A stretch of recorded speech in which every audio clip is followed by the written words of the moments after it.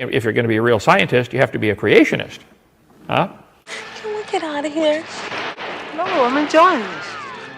Welcome back, everyone, to Project Nihilist. A couple videos back, I responded to Ron Wyatt and his wife, Mary Nell, where she took a scraping from a rock and put it under a vibrating microscope and went, "Look, Jesus' blood is still alive." I learned a lot about Ron, to say the least. YouTube suggested another video titled Mary Nell on Ron Wyatt and the Ark of the Covenant Revised. Let's dive head first down this rabbit hole again. The video starts out with a note from Mary Nell that reads, "When I posted this originally, I realized I'd left out a vital part of Ron's testimony about meeting Jesus in the garden tomb. I have fixed that in this revision, as well as making my comments on the Day of Atonement better understood with graphics. Ron believed the Day of Atonement was the key to understanding the Ark. We will go into that more later in the video, blah, blah, blah." Ron believed that all of the discoveries went together. He believed that it was possible for one man to find Noah's Ark. It would be possible for another man to find the chariot wheels in the Gulf. And he believed it was probably possible for someone to find Mount Sinai. But he said it was humanly impossible for one man to find all of those things, especially within a period of about 3 years. Cue the music. Wow, all of those discoveries in a period of 3 years. Remember, everyone, Ron found the crucifixion site, Noah's Ark, Ark of the Covenant, the Red Sea crossing, Jesus' blood, Sodom and Gomorrah, the garden tomb, and those big rocks with holes in them used to weigh down Noah's Ark. Check out my other video where Ken Hogan explains how they worked. And we absolutely believe, because the Bible... As much as I hate to skip Mary Nell talking about Jesus writing the Old Testament and Levitican blood atonement and burnt animal sacrifices were for Jesus, this video is about archaeology, and I want to get to this awesome new graphic. The time, we believe, when all the sins that have been confessed down through the ages will be removed from the heavenly sanctuary by the virtue of Christ's blood. And therefore, his blood had to go on to the mercy seat. We're going to see tomorrow, Marlene. It did. The awesome new graphic plays on for another few seconds, and here's to standing neck deep in bullshit. Christ was crucified, and Ron found where it happened, and his blood dripped underground and coagulated into a rock, and Ron found it with the Ark of the Covenant, bringing Old and New Testament sin full circle, and Ron, he proved it. See, I'm looking for the ecstasy. I'm looking for those shrooms. Yeah, we looking for that shit too. In 1989, he was in Jerusalem, and everything started going wrong. He was trying to work down in the cave system. He was trying to find an entrance where he could get all of the articles out. And someone showed up out of the blue. He didn't feel comfortable working in front of them. The fan that blew that. Bounce her to the bridge, I'm daydreaming again. And we didn't, back then in '89, you didn't call Israel from Tennessee or Tennessee from Israel very often. And one night he called me, and I could tell he was very down. Gang, I did not know this, but Ron was taken hostage by some terrorists for a couple of weeks. They kept him locked in a box and kept moving him around. Good evening. American and Turkish authorities are trying to find 5 Westerners tonight who were kidnapped earlier today by Kurdish rebels. One of the men is a Nashville amateur archaeologist. Ron Wyatt was in Turkey with a group which is trying to prove the existence of Noah's Ark. There's been no word on how the search is going, but Wyatt's wife is confident they will be released. 1959, he saw a picture of a boat-shaped object in Life magazine and was more than deeply impressed that that was the remains of Noah's Ark, and he went out there in '77 and has gone out there many times every year since then, and you know, has proven beyond a shadow of a doubt that it is Noah's Ark. Can we get out of here? No, I'm enjoying this. I think I've just blown it, you know. I mean, I don't know. I must have done something wrong because God has not, you know, helped me along this time. And that's when the next day, I think it was, he had a visitor in the garden. And the outfit that he had on was not exactly like the Muslims wear today, but it was closer to that than it was anything else I had seen. And when he came home from that trip, he was a different person. Seriously, what am I supposed to think about all that? Ron found the Ark of the Covenant. Ron found the crucified blood of Jesus Christ that dripped onto the Ark of the Covenant, and somehow Ron failed Jesus? I could have swore it went a different way in my other video. God bless you and what you're doing here. I don't want to tell that story. I think only Ron can tell it. If somehow you've made it this far, I apologize. Here's the part where we board the crazy train. All aboard. If I were you, I would think about climbing on board. We were having this meeting and it's question and answer time. So somebody says, do you camp out when you're doing this archaeological stuff? And I said, friend, I'm a Korean War veteran. I had all the camping out I ever want to participate in. I stay in a cheap hotel and you know, shovel back and forth. These are for us. You take several.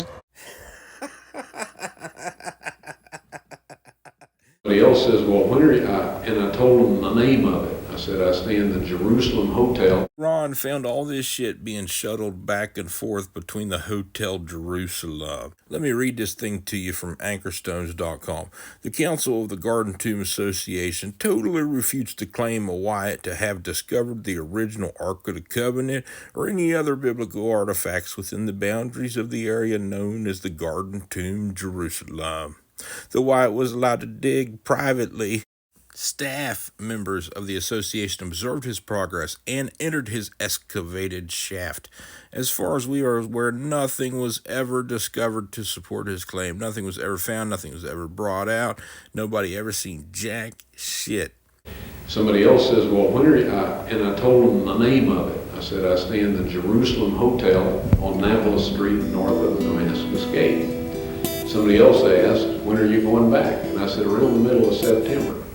So I saved my money, got my faithful dig crew, and off we went. And when I arrived at the Jerusalem Hotel, sitting on the front stoop was this medical doctor. Doctor, we must return to sickbay. We're going to skip about 6 minutes here because all of this is in my other video. And so, anyway, I was convinced that one of my dumb mistakes had been too many and that God couldn't use me anymore. So he had sent this fellow there so I couldn't work on the Ark of the Covenant. What if I don't want to return to sickbay?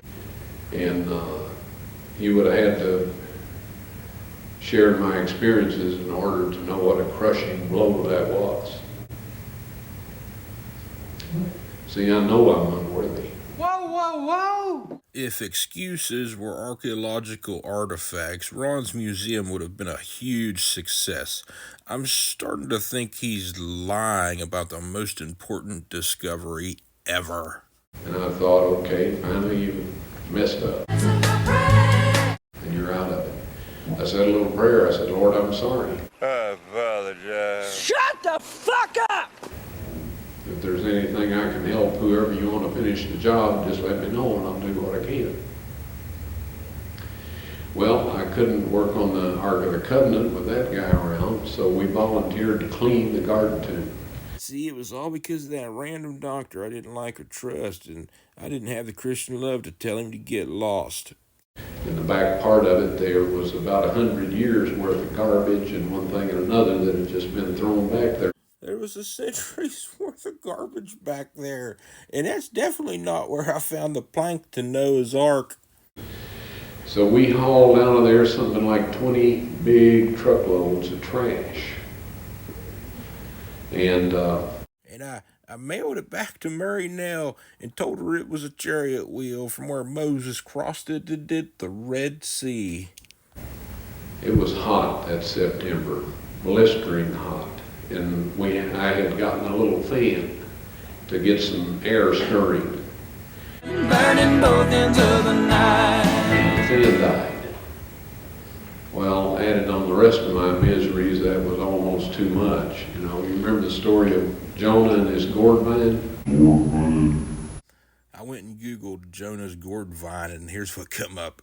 A metaphor for the main character of the novel, a philandering preacher. The novel displays the experiences of black life in the post-Reconstruction era. Here's how Ron is painting himself, okay?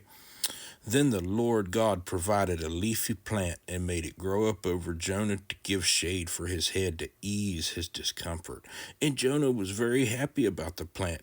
But at dawn the next day, God provided a worm, which chewed the plant so that it withered when the sun rose. God provided a scorching east wind, and the sun blazed on Jonah's head so that he grew faint. He wanted to die and said, "It would be better for me to die than to live." I could sympathize with him at that point in time. Anyway, I told everybody else, I said, look, just find you a shade somewhere and eat your lunches. How you doing, Black Major? Leave me be from your hawk shit. And I'll try to fix the fan. So I just sat down. Any of you been there to the garden tomb? Oh, me, Ron. Been there, done that, and all I dug up was a stupid t-shirt. Okay. You know where the little chapel is? Around the corner? I was sitting right flat on the ground in front of that chapel. And you know there's a set of steps that come up to a sidewalk and goes out to the main sidewalk. Anyway, I was sitting down there working on this fan. Didn't even bother to unplug it. Damn, we're in a tight spot. Pa always said, never trust a hog wallow. And a voice said to me, God bless you and what you're doing here. So I looked up, and this being was up on this landing, the top of those stairs. Looked exactly like I figured Christ would have looked. Well, look who we have here. And the outfit that he had on was not exactly like the Muslims wear today, but it was closer to that than it was anything else I had seen. So I said, Damn, this bite fat as hell. and he said, no. And I said, well, then you're a tourist. And he said, no. And I thought, well, he doesn't want to talk with me. Obviously, I didn't know what else to say. And then he said, Here comes the crescendo. I'm on my way from South Africa to the New Jerusalem. well, that certainly eliminated a whole lot of possibilities there. Anything about that seem unusual to you? That's probably a good place to end Act 1. In Act 2, Ron's going to tell us about the protective magic these four angels used to protect the Ark against anyone being able to see it other than him. Let me check the hot sheets. These are the hot sheets. Best investigative reporting on the planet. Go ahead, read the New York Times if you want to. They get lucky sometimes. Thanks, Manny. Then I believe you're looking for tips in the supermarket tabloids. Not looking for. Found.